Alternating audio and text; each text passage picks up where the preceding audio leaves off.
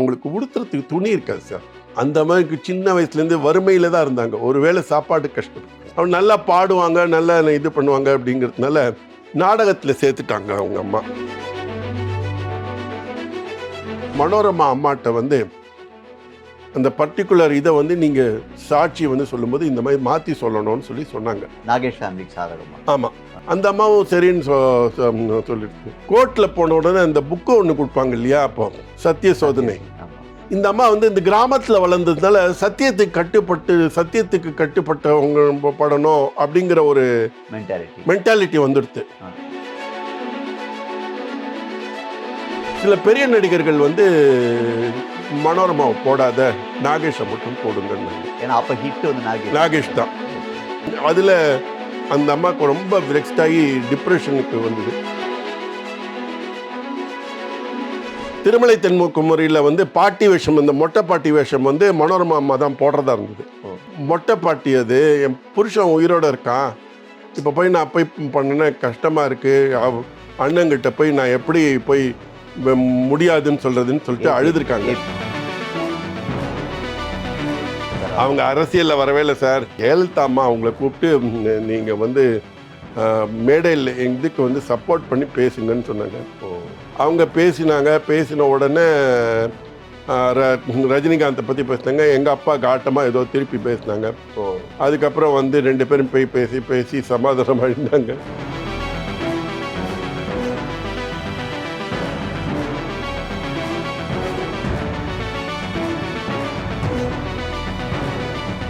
வணக்கம்.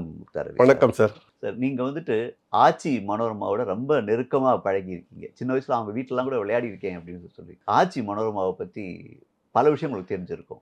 நீங்களாம் ஆச்சின்னு கூப்பிட்றீங்க, நாங்கள் வந்து பாப்பா அம்மான்னு கூப்பிடுவோம். ஏன்னா பூபதிலாம் அவங்க வீட்டில் எல்லாருமே அவங்கள பாப்பான்னு தான் கூப்பிடுவாங்க. ஸோ நாங்களும் பாப்பா அம்மான்னு தான் கூப்பிடுவோம். இதனால் பாப்பா அவங்க வீட்டில் அவங்க செல்ல பேர் பாப்பான்னு தான் கூப்பிடுவாங்க.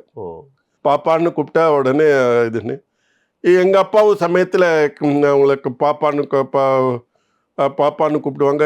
இல்லை அப்படின்னு எங்கள் வீட்டில் பொதுவாக அவங்களுக்கு பாப்பான்னு தான் தெரியும். ஓகே அப்படின்னு. இன்னும் சொல்லப்போனால் இந்த பூஜைக்கு வந்த மலர் 60 வருஷம் ஆகுது. இவங்க 60 வருஷம் இவங்க உயிரோடு இருந்ததுன்னா இந்த 60 வருஷம் நட்பு இருந்திருக்கும். உங்கள் தயாரிப்பு? ஆமாம், அப்பா தயாரிப்பில் பூஜைக்கு வந்த மலர் 1965 ரிலீஸ் ஆச்சு. 64 அந்த படம் தொடக்கப்பட்டதுன்னு வச்சுக்கோங்களேன். இதுன்னு சுமார் 60 வருஷம் இதுன்னு. அவங்க ஆரம்ப காலத்துலேருந்தே எங்களுக்கு இப்போ பழக்கம். 2வது, நாங்கள் இருந்த வீடு இப்போ இருந்த வைத்தியராமன் பின்பக்கம் போகு ரோடில் இப்போ அவங்களுக்கு இப்போ இந்த ஸ்கூல் இருக்குது, அங்கே தான் முதல்ல இருந்தாங்க. இப்போ ஸ்கூலாக இருக்குது. இப்போ அவங்க நீலகண்ட மேட்டா ஸ்ட்ரீட்டில் வந்துட்டாங்க. முதல்ல அது மெலோனி ஸ்ட்ரீட்டுன்னு பேர். அந்த மெலோனி ஸ்ட்ரீட்டில் கார்னரில் இப்போ ஸ்கூல் இருக்குது, அங்கே தான் இருந்தாங்க. அதுக்கப்புறம் புதுசாக எங்கள் வீடு கட்டின்னு வந்ததுக்கப்புறம் அதை வந்து ஆதர்ஷ் ஸ்கூலாக இருந்தது. அப்புறம் அது கோர்ட்டு கேஸ் ஆகி அதுக்கப்புறம் அது வந்துட்டு இப்போ யாரோ அவங்க நர்சரி இப்போ பண்ணுறாங்க. 2வது சினிமா ஷூட்டிங்க்கு விடுற மாதிரி நான் கேள்விப்பட்டிருக்கேன். இப்போ சினிமாலாம் ஜாலியாக பார்த்து ஒரு பெண்மணியான ஆச்சி வந்துட்டு நிஜ வாழ்க்கையில் நிறைய கஷ்டங்கள் பட்டாங்க இல்லையா சார்? ரொம்ப கஷ்டங்கள் பட்டாங்க. அவங்களே சொல்லியிருக்காங்க, அவங்களுக்கு உடுத்துறதுக்கு துணி இருக்காது சார், அந்த மாதிரி இருந்தாங்க. அந்த மாதிரி சின்ன வயசுலேருந்து வறுமையில் தான் இருந்தாங்க. ஒருவேளை சாப்பாடு கஷ்டப்பட்டாங்க. அவங்க நல்லா பாடுவாங்க, நல்லா இது பண்ணுவாங்க அப்படிங்கிறதுனால நாடகத்தில் சேர்த்துட்டாங்க அவங்க அம்மா. பல நாடக கம்பெனி நடித்தாங்க. அப்புறம் கலைஞர் கருணாநிதியோட நடித்தாங்க. கலைஞர் கருணாநிதி, நம்ம இவங்க இருக்காங்க இல்லையா, கனிமொழி அம்மா, அவங்களோட ட்ராமாவில் நடித்தாங்க. கலைஞர் கூட அந்த காதலுக்கு கூட வந்து இவங்க ஒரு தூதா இருந்தாங்கன்ற சொல்லியிருக்காரு இல்லையா சார்? அது சொல்லுவாங்க. அது சொல்லுவாங்க.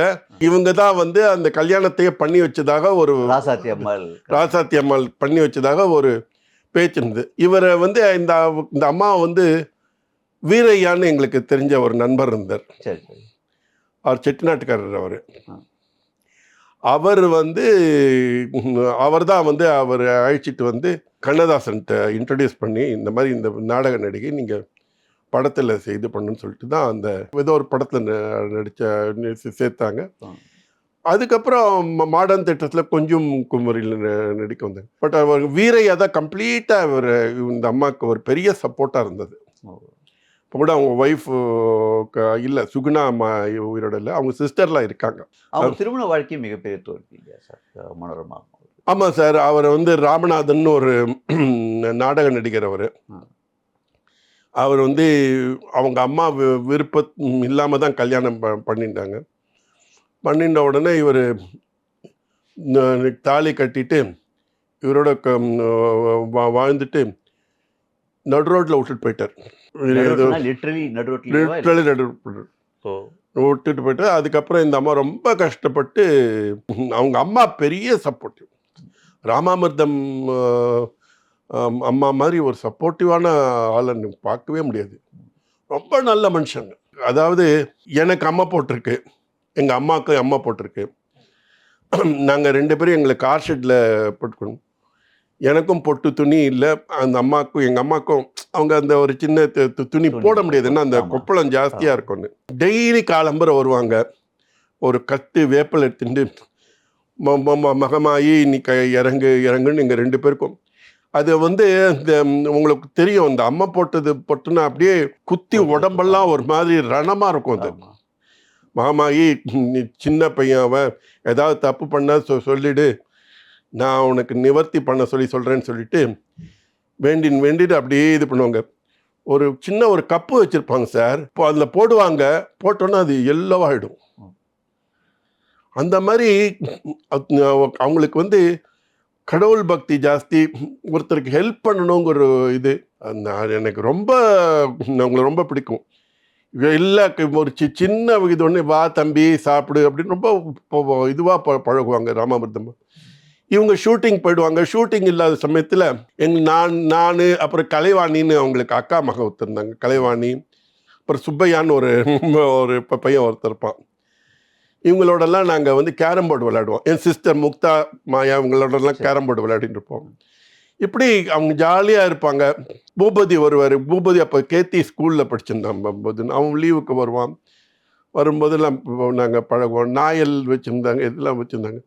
இப்படி அந்த குடும்பங்களோட நாங்கள் போட்டி பழகின்னு இருந்தோம். சிவாஜி ஃபேமிலியோட அவங்க ரொம்ப நெருக்கம் இல்லையா?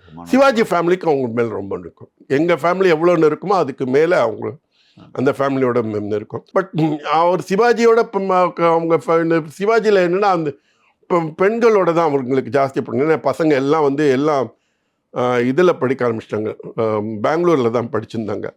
யாருமே இங்கே இல்லை, ஒருத்தருமே இங்கே இல்லை. எல்லாருமே சிவாஜி சார் வந்து ராம்குமார், பிரபு, மனோ, கிரி எல்லாருமே பெங்களூரில் தான் படித்தாங்க. அதனால் இவங்களோட லேட்டராக தான் அவங்களுக்கு பழக்கம் வந்தது தவிர முதல்லேருந்து இருக்கிறது சிவகுமார். அந்த தெருவில் எங்கள் எல்லாருக்குமே ரொம்ப பழக்கம். சிவகுமார் இருந்தார், சிவாஜி சார் இருந்தார், மனோரமா வந்தா, அந்த பக்கம் வந்து தங்கவேல் ஐயா இருந்தார். சினிமாவில் வந்து நாகேஷ் மனோரமா காம்போ வந்து ஒரு மிகப்பெரிய ஹிட்டாக இருந்துச்சு. அந்த காம்போ பிரிஞ்சதுக்கு என்ன காரணம்? பிரிஞ்சதுக்கு காரணம் வந்து ஒன்று சார், அது எனக்கு நான் கேள்விப்பட்ட வரையில், நான் பார்த்த வரைக்கும் என்ன அப்படின்னா, ஒரு கேஸ் ஒன்று, அவங்க அந்த பிரதர் இது மர்டர் கேஸு. யாரோட பிரதர்? நாகேஷோட மச்சின ஒருத்தர். ஏதோ ஒரு அது அவர் மர்டர் கேஸ், ஏதோ ஒரு மர்டர் கேஸா ஏதோ ஒன்று. அது எதுனாலன்னு தெரியல, மர்டர் கேஸா இல்லை என்ன, அந்த மர்டர் கேஸ்னு ஜட்ஜ்மெண்ட் வந்தது. அந்த ரெஜினா அவங்க கேஸில் ஏதோ ஒரு விஷயத்தில், அது என்ன ஆக்சுவலாக நடந்ததுன்னு தெரியாது, என்ன விஷயம் தெரியாது. பட் கோர்ட்டில் கன்விக்ட் ஆனதுனால அது ஒன்றும் சொல்ல முடியாது. அந்த விஷயத்தில் என்ன ஆச்சு அப்படின்னா, இவங்க என்ன பண்ணியிருக்காங்க, மனோரமா அம்மாட்ட வந்து அந்த பர்டிகுலர் இதை வந்து நீங்கள் சாட்சி வந்து சொல்லும்போது இந்த மாதிரி மாற்றி சொல்லணும்னு சொன்னாங்க. நாகேஷ் ஃபேமிலிக்கு சாதகமாக. ஆமாம், அந்த அம்மாவும் சரின்னு சொல்லிடுது. கோர்ட்டில் போன உடனே அந்த புக்கு ஒன்று கொடுப்பாங்க இல்லையா, அப்போ சத்திய சோதனை, அது காந்தி மேலே நான் சொல்வதெல்லாம் சத்தியம் இதுன்னு. இந்த அம்மா வந்து இந்த கிராமத்தில் வளர்ந்ததுனால சத்தியத்துக்கு கட்டுப்பட்டவங்க படணும் அப்படிங்கிற ஒரு மென்டாலிட்டி வந்துடுது. அந்த மென்டாலிட்டி வந்த உடனே அது பண்ண அது நான் சத்தியம்னாலே அந்த அம்மாவுக்கு வந்து அங்கே ஃபங்க் ஆயிட்டாங்க. ஸோ நடந்த விஷயத்த அப்படியே சொல்லிட்டாங்க. ஸோ வந்து கேஸ் வந்து நாகேஷ்க்கு அகேன்ஸ்டாக போயிடுது. நாங்கள் ஃபேமிலிக்கு. ஆமாம், ஓகே. அதுதான் பிரச்சனையாச்சு. எனக்கு தெரிஞ்சு இதுதான் பிரச்சனை. ஏன்னா அப்படின்னு அந்த அம்மாவுக்கு வந்து அது அந்த அம்மா மேலே தப்பு சொல்ல முடியாது. ஏன்னா அவங்க அந்த அந்த மாதிரி வழக்கம் உள்ளவங்க. நீங்கள் வந்து நீங்கள் கிராமத்தில் பண்ண ஒரு தப்பு செஞ்சுட்டான்னு வச்சுக்கோங்களேன், கிராமத்தில் சத்தியம் பண்ணு அப்படின்னு சொன்னான்னு வச்சுக்கோங்க, அவங்க உண்மையை சொல்லிடுவாங்க. ஏன்னா அவங்களுக்கு ஏதாவது இந்த நம்ம பொய் சொன்னதுனால ஏதாவது பின்னாடி நம்ம வந்துருமோ, ஏதாவது நம்ம சந்ததிகளுக்கு ஏதாவது அந்த மாதிரி ஒரு மனப்பக்குவம் இதில் வந்ததுனால தான் அவங்க பிரிஞ்சாங்க. அவங்க அதுக்கு முன்னாடி ரொம்ப நெருக்கமாக இருந்தாங்க, ரொம்ப நட்பாக இருந்தாங்க இல்லையா? நட்புன்னு இருந்தில்ல, ரெண்டு பேரும் ஜோடியாக பல படங்கள் நடித்தாங்க. அவங்க இந்த நாகேஷ் பிரிஞ்சதுக்கு அப்புறம் சில பெரிய நடிகர்கள் வந்து மனோரமாவை போடாத, நாகேஷை மட்டும் போடுங்கன்னாங்க. ஏன்னா அப்போ ஹிட் வந்து நாகேஷ் தான். ஓகே. எங்கள் அப்பா என்ன பண்ணார், அதில் அந்த அம்மாவுக்கு ரொம்ப வெக்ஸ்ட் ஆகி டிப்ரெஷனுக்கு வந்தது. எங்கள் அப்பா, ஏபி நாகராஜன், அப்புறம் ஒரு 2 இவங்கெல்லாம் போய் நேரக்க போயிட்டு அவங்கள கன்வின்ஸ் பண்ணிவிட்டு, ஏபி நாகராஜன் எங்கள் அப்பாவும் சொன்னாங்க, நாங்கள் வந்து எங்கள் படத்தில் கடைசி வரையில் நான் டைரக்ட் பண்ணுற கடைசி படமாக இருந்தாலும் சரி, நீ உயிரோடு இருக்கிறவரையில் நீ தான் அந்த படத்தில் காமெடியாக பண்ணுவேன் அப்படின்னு சொல்லிட்டு சத்தியம் பண்ணிட்டு வந்தோம். அதை வந்து ஏபிஎன்னும் காப்பாற்றினார், எங்கள் அப்பாவும் காப்பாற்றினாங்க. அதனால் எங்கள் ஃபேமிலி எங்கள் இப்போ ஏபிஎன் ஃபேமிலி மேலேயும் சரி, எங்கள் ஃபேமிலி மேலேயும் அவங்களுக்கு ரொம்ப பெரிய ஒரு இது வந்தது. அதே மாதிரி சிவாஜி சாரும் சொல்லிட்டார், நாங்கள் வந்து மனோரமாவை நீங்கள் என் படத்தில் நீங்கள் தாராளமாக இது பண்ணிக்கோங்க, நான் ஒன்றும் இது பண்ண. அப்படி அந்த ஸ்ட்ரகிள்க்கு அப்புறம் அவங்களுக்கு சரியான ஜோடி இல்லாமல் இருந்து அதுக்கப்புறம் தேங்காய் சீனிவாசன் அவங்களாம் வந்ததுக்கப்புறம் இல்லையே சார், அப்பயே சோவோட நடிக்க ஆரம்பிச்சார் சார். சோவோட ஆமாம், வாழ்வாதியார் விட்டுருந்ததுக்கப்புறம் சோவோட நாங்கள் வந்து 1000 பொய்ல நல்ல பேர் வந்தது. அதுக்கப்புறம் நிறைகுடம்லாம் பிரமாதமாக பேர் வந்தது. அதே மாதிரி அவங்க சுருளிராஜனோடலாம் நடித்தாங்க. அவங்க தனியாகவே நிறைய பண்ணாங்க சார். அது நம்ம தில்லானா மோகனாம்பாள் இவங்க தனி போர்ஷனாக எடுத்து நாகேஷ் தனி போர்ஷனாக வச்சார் அவர். அதுக்கப்புறம் ஒரு சில படங்கள் பண்ணியிருப்பாங்க, காம்பினேஷன்லாம் பண்ணாங்க. அது சந்திக்கவே மாட்டாங்க இல்லையா, ஒருத்தர் சந்திக்க மாட்டாங்க. ஏன் அவர் புருஷன், அவங்க வந்து புருஷன் வந்து எங்கள் படத்தில் நடித்தார் சார், ராமநாதன் நடித்தார் சார், மனோரமாவும் நடிச்சிருப்பாங்க. அவங்க ஒன்றுமே சொல்ல மாட்டாங்க. இன்ஃபேக்ட் என்ன எடுத்து ஒரு ஸ்டேஜில் வந்து அவங்களுக்கு என்ன எடுத்து இவங்க ரொம்ப ரொம்ப நொடிஞ்சு போய் அந்த ஃபேமிலியில் வந்து ஒரு ரொம்ப கஷ்டப்பட்டும் போது மனோரமாவே சொன்னாங்க, என்ன அவருக்கு ஏதாவது சீன் வச்சுருக்கீங்களான்னு கேட்பார் கணவருக்கு. அதே மாதிரி அந்த பசங்களுக்கெல்லாம் நான் ஹெல்ப் பண்ணியிருக்காங்க. பூபதி தான் போய் கர்மம் பண்ணார் இவருக்கு, நம்ம ராமநாதனுக்கு. ஆனால் அந்த மாதிரி ஒரு டெடிக்கேட்டடாக இருந்தாங்க சார். எல்லாம் ஒரு இது ஒரு விஷயம் நீங்கள் ரொம்ப ஆச்சரியமாக இருக்கும். திருமலை தென்குமரியில் வந்து பாட்டி வேஷம், இந்த மொட்டை பாட்டி வேஷம் வந்து மனோரமா அம்மா தான் போடுறதா இருந்தது, பாப்பாவை தான் போடுறதா இருந்தது. அவர் வந்து இதுன்னு உடனே எங்கள் அப்பா கிட்ட கூப்பிட்டு, மொட்டை பாட்டி அது என் புருஷன் உயிரோடு இருக்கான், இப்போ போய் நான் போய் பண்ணினேன் கஷ்டமாக இருக்குது, அண்ணங்கிட்ட போய் நான் எப்படி போய் முடியாதுன்னு சொல்கிறதுன்னு சொல்லிட்டு அழுதுருக்காங்க.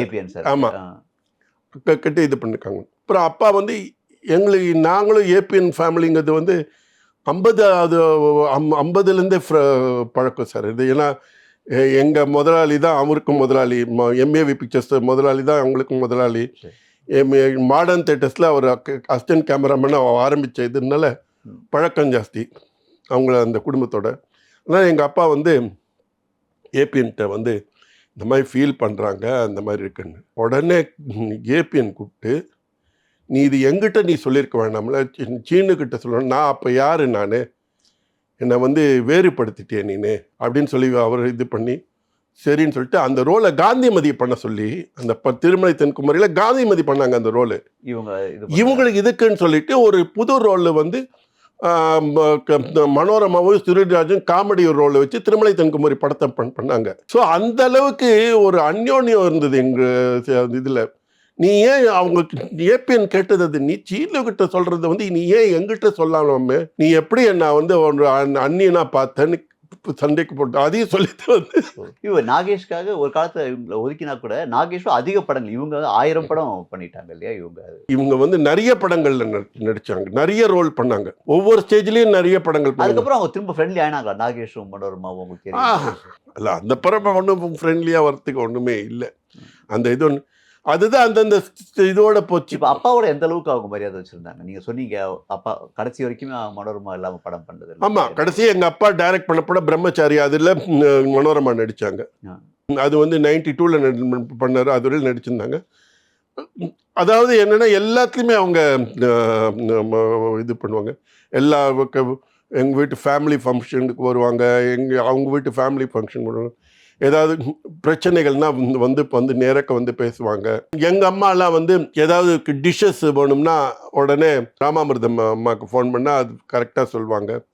எங்கள் பாட்டியிலேருந்து நம்ம அவங்களுக்கு ரொம்ப இதுவாக இருப்பாங்க. வந்தோடனே வாடி உட்காரடி இங்கே வந்து இப்போ என்ன பண்ணுற என்ன ஏதுன்னு சொல்லிட்டு அவங்க ஏதாவது சொன்னாங்கன்னா அதுக்கு இப்படி பண்ணடி, நீ இந்த மாதிரி பண்ணடி, அந்த மாதிரி சால்வ் பண்ணலாண்டி அப்படி இப்படின்னு சொல்லிட்டு சொல்லணும். ஏதாவது உடம்பு கிடம்புக்குன்னா இந்த மஞ்சப்பொடி பால் சாப்பிடு, அதை சாப்பிடு, இதை சாப்பிடுன்னு அப்படி அவங்களுக்கு ரொம்ப இதுவாக இருப்பாங்க. இப்போ நாகேஷ் மனோரமா ஜோடிக்கு அப்புறமா சோ மனோரமா, அதுவும் மெட்ராஸ் பாஷையில் 2 பேருமே ரொம்ப பின்னி எடுத்தாங்க. ஆமாம், அந்த காம்போ எப்படி செட் ஆச்சு? அது எக்ஸ்ட்ரானியாக போச்சு சார். அதாவது என்னன்னா அவங்க வந்து ஃபஸ்ட்டு இதில் பண்ணாங்க, அது பேர் என்ன, நாகேஷோட பண்ணாங்க. நாகேஷ்க்கு அப்புறம் வந்து சோவோட பண்ணாங்க. சோவோட காமெடி பிரமாதமாக போச்சு. அதுக்கப்புறம் தேங்காய் சீனிவாசனோட பண்ணாங்க, சுருளிராஜனோட பண்ணாங்க, அதுக்கப்புறம் கவுண்டமணியோட பண்ணாங்க. அதுக்கப்புறம் ஒரு ஸ்டேஜில் ஏஜ் அதுக்கப்புறம் மதர் ரோல் அது இதுன்னு பண்ணிட்டு ஒரு கேரக்டர் ரோலாக பண்ணாங்க. ஸோ அவங்களோட இதை பார்த்தீங்கன்னா, ஸ்கேல் பார்த்தீங்கன்னா ரொம்ப அழகாக இருக்கும் உங்களுக்கு. அவங்க வந்து நிறைய படங்கள் பண்ணாங்க, நிறைய கேரக்டர்கள் பண்ணாங்க, எல்லாம் பேசப்பட்ட சின்ன கவுண்டர்லேருந்து எல்லா இதையும் பேசப்பட்டு கடைசியாக சத்யராஜோட நடிகனில் வந்து காமெடி இதுவாக பண்ணாங்க. அதனால எல்லாரோடையும் அவங்க ஜனகராஜோட பண்ணி எல்லாரோடையும் பண்ணி இடிச்சப்புள்ளி செல்வராஜ் அவங்க பாகுபாடே பார்க்கல சார். இந்த இது பண்ணணும் தன்னோட காமெடியில் ஸ்கோர் பண்ணாங்க, தன்னோட ஆக்டிங்ல பார்த்து ஸ்கோர் பண்ணாங்க. சிவாஜி சாரோட ஹீரோயினை நடிச்சாங்க ஞானப்பறவையில். ஆமா, கடைசியில் அவங்க கடைசி காலம் எப்படின்னு சார் கொஞ்சம் ஒரு வருத்தங்கள் இருந்துச்சு அவங்களுக்கு? ஒரு சில அந்த மாதிரி இருக்கிற ஏஜ் இஷ்யூ தான் சார். ஏஜ் இஷ்யூவில் கொஞ்சம் அல்சைமர் சமயம் மாதிரி வந்தது, அதனால் கொஞ்சம் இதுவாக இருந்தது. அடிக்கடி ஹாஸ்பிட்டலைஸ் ஆனாங்க. நாங்கள் போனோம் போய் பார்த்தோம். மகன் சரியா வரல அப்படின்ற ஒரு வருத்தம் இல்லை சார். அவன் இப்போ பண்ணான் சார். ஒன்று சினிமாவில் வந்து ஒவ்வொருத்தருக்கும் ஒரு சக்ஸஸ் வரும், ஒவ்வொருத்தர் போகும். அவன் Boopathi is a very good artist. நீங்கள் போய் மணல் கயிறு நீ தேடி பாருங்க, பிரமாதமாக பண்ணியிருப்பான். உதிரி பூக்களையும் நல்லா பண்ணியிருப்பான். அதே மாதிரி நீங்கள் இந்த படம் பார்த்தீங்கன்னா குடும்பம் ஒரு கதம்பம், அதில் அவனுக்கு கொடுத்த ரோல் ரொம்ப நல்லா பண்ணும். சிலருக்கு அதை பிடிச்சது, சிலருக்கு பிடிப்படலை. அதுதான் அவங்களுக்கு அல்சைமர் பிரச்சனை நிறைய பாதிப்பு, அது பாதிப்பு நிறைய இருந்தது. அந்த பாதிப்பு இருந்தது. சில சமயம் வந்து அவங்களுக்கு ஒரு மாதிரி வேற மாதிரி தாட்ஸ், வேற மாதிரி இது எப்படி எல்லாரும் திட்டுறது போறது வர்றது விஷயத்துலயும் சில பாதிப்புகள் இருந்துச்சு இல்லையா? அந்த ஸ்கூல், அந்த வீடு, ஒரு சில சிக்கல்கள் இருந்துச்சு இல்லையா அவங்களுக்கு? அந்த வீடு சிக்கல்கள் சால்வ் பண்ணிட்டாங்க. அவங்க வந்து எனக்கு தெரிஞ்ச ஹாஸ்பிட்டல் கட்டணும்னு நினைச்சாங்க சார். பேரண்ட் டாக்டர் இப்போ இவங்க டாக்டர் அவங்க ஹாஸ்பிட்டல் கட்டணும்னு நினைச்சாங்க. அவங்களோட ஆசை அதுதான் இருந்தது. ஆனால் அது கட்ட முடியாத மாதிரி போயிடுத்து. அதுக்கு பர்மிஷன் வாங்கி கலைஞர்கிட்டலாம் போய் பர்மிஷன் வாங்கினாங்க, எல்லாம் பண்ணாங்க. அதுக்கு போதிய ஒரு இது இல்லை அவங்கள்ட்ட. அந்த என்ன தேவைகள் இல்லைங்கிறது தான் எனக்கு சொல்லப்பட்டது. அது எதனால் ரிஜெக்ட் ஆனதுக்குன்னு, பட் ஹாஸ்பிட்டல் கட்டணும்னு ஒரு இது இருந்தது. வயது மூப்புக்குனால ஏற்பட்ட ஒரு பாதிப்பு தான் தவிர அது மற்றபடி வேறு எந்த விதமான இல்லை. நாங்கள் அடிக்கடி போய் எங்கள் அப்பா ஹாஸ்பிட்டலில் இருக்கிறதுனா அடிக்கடி நாங்கள் போய் சந்திப்போம், பேசுவோம். நீ வந்து இப்போ இதுவாக இருக்கணும். அப்பயே மூஞ்சியெல்லாம் ஊதி போயிருந்தது சார். இந்த அரசியலுக்கு வந்ததை பற்றி அதை அப்பாட்ட பேசியிருக்காங்களா? திடீர்னு ரஜினியை திட்டி பேசினாங்க 96 அந்த பீரியட். அது வந்து அப்பா இது கேட்டிருக்காரு. அவங்க அரசியலில் வரவே இல்லை சார். ஜெயலலிதா அம்மா அவங்கள கூப்பிட்டு நீங்கள் வந்து மேடையில் இதுக்கு வந்து சப்போர்ட் பண்ணி பேசுங்கன்னு சொன்னாங்க. அவங்க பேசின உடனே ரஜினிகாந்தை பற்றி பேசினாங்க. எங்கள் அப்பா காட்டமாக ஏதோ திருப்பி பேசினாங்க. அதுக்கப்புறம் வந்து 2 பேரும் போய் பேசி சமாதானம் ஆகிட்டாங்க. அப்புறம் ரஜினிகாந்த் வந்து இவங்களோட ரொம்ப இது பண்ணி அதுக்கப்புறம் அருணாச்சலம்ல சீன் எல்லாம் ஆமா கொடுத்தாங்க. ஆமா அது ஒரு பாசிங் இது ஒன்று. அந்த மாதிரி ஏன் நீங்கள் அப்படி இதில் போது முகமது பின் துக்ளக் போகும்போது இவங்க வந்து ஷோவோட இந்திரா காந்தி ரோல் பண்ணாங்க. இவங்க ஆமா இந்த இந்திரா காந்தி ரோல் ஆமா கலைஞர் பிடிச்சி வாங்குவாங்கன்னு வாங்கிட்டாரு. நீ எப்படி நடிக்கலாம் அது இப்போ உன்னை பாரு உண்டு இல்லைன்னு ஆக்குறேன்ன உடனே அதுக்கப்புறம் நாங்கள் போய் கலைஞர் சமர்ப்பி அவள் எதோ நடிக்க கூப்பிட்டா அது மாதிரி நடிக்க இந்த மாதிரி பண்ணுறீங்க நடந்ததுன்னு சொல்லிட்டு சொன்னோம். எங்களோட கூட வேணு செட்டியார் இருந்தார். ஸோ அவங்க பேசி கீசி பண்ணி அது இதுவாக எடுத்து ஒன்றும் இது இல்லை. கடைசியா நீங்க எப்படி மீட் பண்ணீங்க சார் அவங்கள? கடைசியாக ஹாஸ்பிட்டல் தான் போய் பார்த்தோம். அப்போலோ ஹாஸ்பிட்டலில் இருந்தாங்க. அப்போலோ ஹாஸ்பிட்டலில் போய் பார்த்துட்டு வந்தோம். அதுக்கப்புறம் அவங்க டெத்து. அதுக்கப்புறம் பண்ணாங்க. நீ என்ன இப்போ பார்த்துட்டு நீ எப்படி இருக்க, உன் ஒய்ஃப் ஏன் அழைச்சிட்டு வரலன்னு கேட்டாங்க. அதான் எனக்கு ஜெயந்தி ஏன் அழைச்சிட்டு வரல அப்படின்னு கேட்டாங்க. ஆனால் இல்லை வீட்டில் இருக்காங்க அப்படின்னு. அழைச்சிட்டு வா அப்படின்னாங்க. சரி வந்து அந்த வீடு வந்து ரொம்ப இதுவாக இருந்தது. எங்களுக்கு வந்து அந்த அவர் அந்த ஒரு சொந்தக்காரங்க, அதாவது ஒரு அத்தை அந்த மாதிரி பார்க்குற மாதிரி தான் இருந்தது. எங்கள் வீட்டிலேருந்து அவங்க அதே மாதிரி அதே மாதிரி மாடு கண்ணு போட்டுதுன்னா உடனே இந்த சீம்பால்னு முதல்ல கொடுப்பாங்கல்ல, அதெல்லாம் எடுத்து வந்து எங்கள் வீட்டில் பரிமாறிப்போம். இதெல்லாம் இருந்தது. எங்கள் அப்பா அவங்க எல்லாரும் சிந்திக்கு ஊருக்கெல்லாம் போயிருக்காங்க, சிலோனுக்கு போயிருக்காங்க, நிறைய ஊருக்கெல்லாம் போயிருக்காங்க. இந்த மாதிரி நிறைய நிகழ்வுகள் அதெல்லாம் இப்போ நினைக்க இப்போ வந்து நினச்சி பார்க்கும்போது சந்தோஷமாக இருக்குது. அவ்வளோதான். மிக்க நன்றி சார். Thank you sir.